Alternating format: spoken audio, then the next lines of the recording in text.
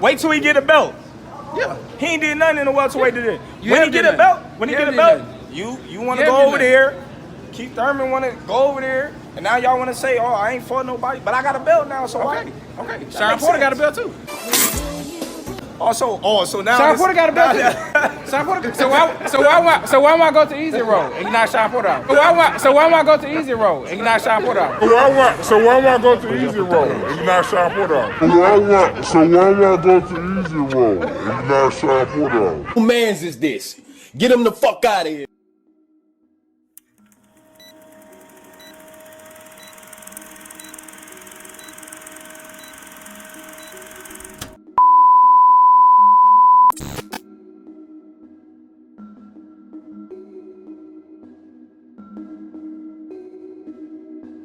So what do I do, YouTube?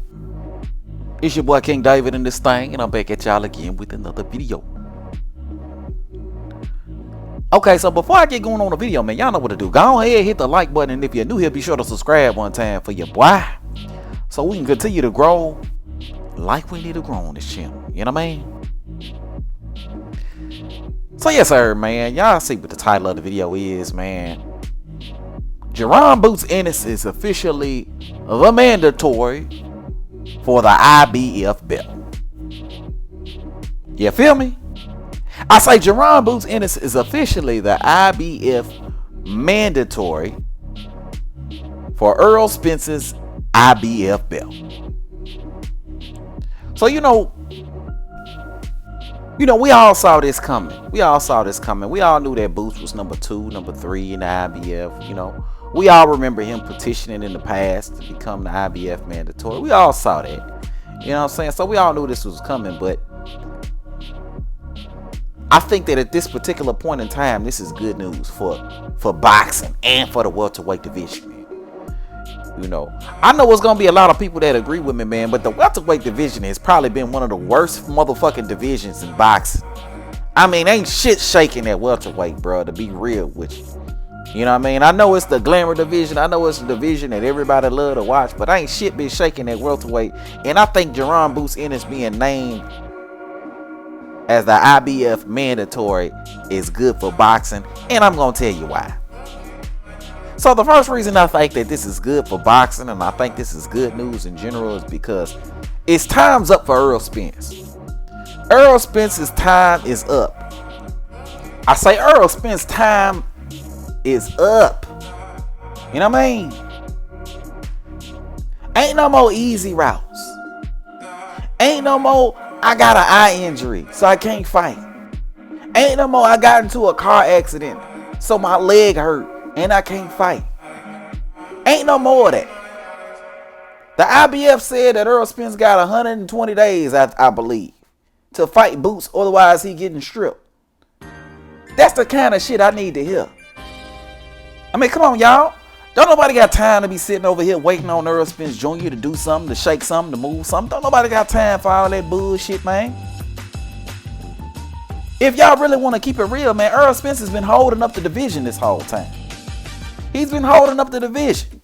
This man has only fought one time in 2 years. Every time we look to our left and look to our right, he always got some new injury, some new reason why he's out of the ring, something being postponed. I'm not fighting here, I'm going to fight there. It's always some sort of delay when it comes to Errol Spence Jr., man, and it's time for him to get out the way. I mean, Errol Spence really is Keith Thurman 2.0, bro. I mean, he honestly and truly is, bro. Down to the T. It's almost like it's the Al Heyman playbook, because this nigga literally did the exact same things that Keith Thurman did, but worse. Like, he took it to the next level. That's why he 2.0. He Keith Thurman 2.0. He took it to the next level. I mean, from the ducking, dodging, maneuvering of a Terrence Bud Crawford, which is the same thing that Keith Thurman did to him when he was coming up, to the injuries every few days, every 5 days we're hearing about an injury or a car crash or whatever the fuck he got going on. Just like Keith Thurman, where he injured his shoulder and he was having the surgery, he was having his get back year. I mean, this dude's doing the exact same thing that Keith Thurman is doing. You know what I mean? And it's just time to move on. Okay, we get it. You're too scared of Bud. You don't want no smoke. We get it. You know what I mean? You say you're going to spin the block, but I ain't got a whole lot of faith. And most boxing fans ain't got a whole lot of faith that you're going to actually spin the block. Cool. So you're not going to fight a Terrence Bud Crawford. Then fight one of these young guns. Fight Stanley Jones. Fight Boots Ennis. Fight Keith Thurman. You know what I mean? I ain't got no problem with the Keith Thurman fight. That ain't the fight I want to see. And it's still an indication that you don't want no smoke with a Terrence Bud Crawford, but you need to do something. We tired of waiting on you. Them belts are tired of waiting on you. And the good news about this situation is you ain't got that much time to decide what it is you gonna want to do. Ain't no more easy routes. Ain't no more delays. You gonna have to shake something or you gonna get stripped. And I think that's great news. So that's the first reason I think this is good news. And you know, the second reason I think this is great news, man, is because we get to see Jaron Boots Ennis, man. We get to see these young dudes step up, man. We get to see these young dudes finally get the opportunity to perform. Finally get the opportunity to show up and show out and enter some of the biggest and best fights that we want to see them in. You know, there's some dudes at welterweight right now between Jaron Ennis, Stanley Jones, and Virgil Ortiz. These dudes can create some really good fights at the welterweight division, and I think one way or another we're gonna see Errol Spence out the motherfucking division, and we can see some of these unification fights, like how it was meant to go. You know what I'm saying? It's gonna be interesting to see Jaron Boots Ennis be put in a position of power and see how he handles himself. Is he gonna be a Bud Crawford or is he gonna be an Errol Spence? You know what I mean? Is he gonna be a guy looking for the smoke or is he gonna be a guy running away from the smoke?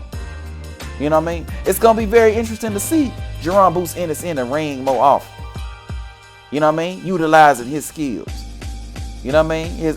His boxing skills, his boxing IQ. Showing off the power, the speed, the technical skills. It's going to be good seeing that man in the ring more often. Because I feel like Jaron Boots Ennis is going to fight way more often than Errol Spence Jr.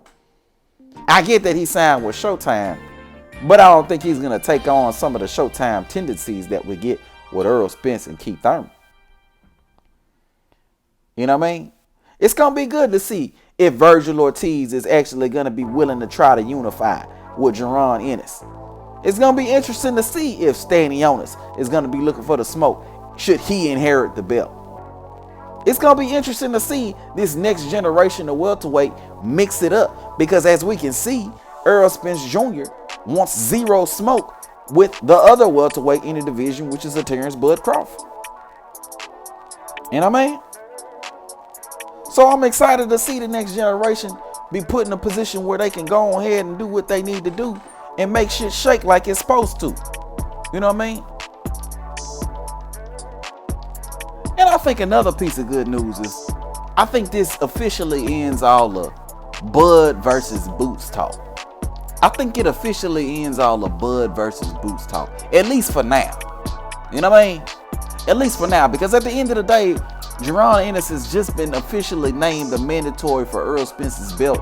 That means Errol Spence is the guy that's obligated to fight at Jaron Boots Ennis.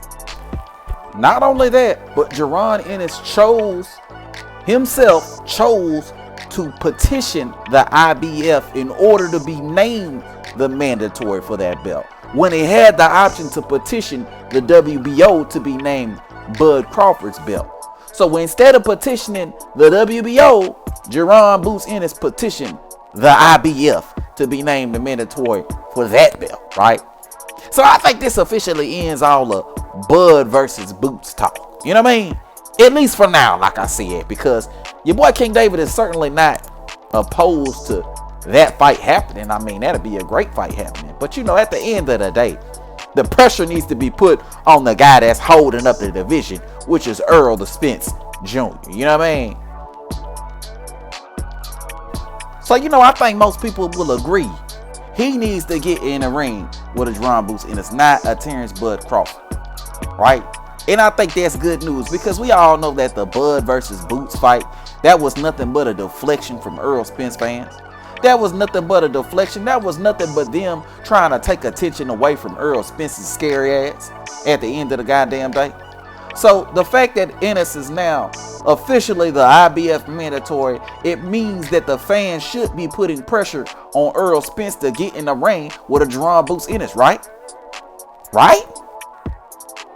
And just like the people were doing Demetrius Andrade, if Errol Spence moves up without fighting a Jaron Ennis, I assume that the community is gonna call Errol Spence a duck or say that he ducked Jaron Ennis. Now that Ennis has been named the mandatory, I assume that's gonna be the topic of conversation, especially if Errol Spence moves up or moves out of the division without fighting a Terrence Bud Crawford.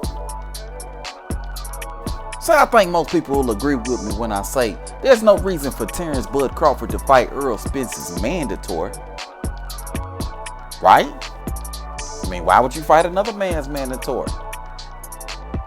But I say this, once Errol Spence officially ducks Jaron Ennis, then maybe we can get a unification fight between Terrence Bud Crawford and Jaron Ennis. Maybe we can make something like that happen, considering we weren't able to make Errol Spence versus Terrence Crawford, because Errol Spence wants zero smoke with a Terrence Bud Crawford. You know what I mean? But all in all, man, the moral of the story is this, man. I think this is great news for boxing, bro. The fact that Jaron Ennis has now officially been named the IBF mandatory, I think that this puts some pressure on the division. I think things are gonna start happening now, you know what I mean, and we're really gonna be able to get back to boxing and away from all this drama shit that we got going on at the welterweight division, which is supposed to be the best division, but right now the worst division in boxing. But let me know what y'all think, man. Hit it up in the comment section below. If you're new to the channel, be sure to subscribe.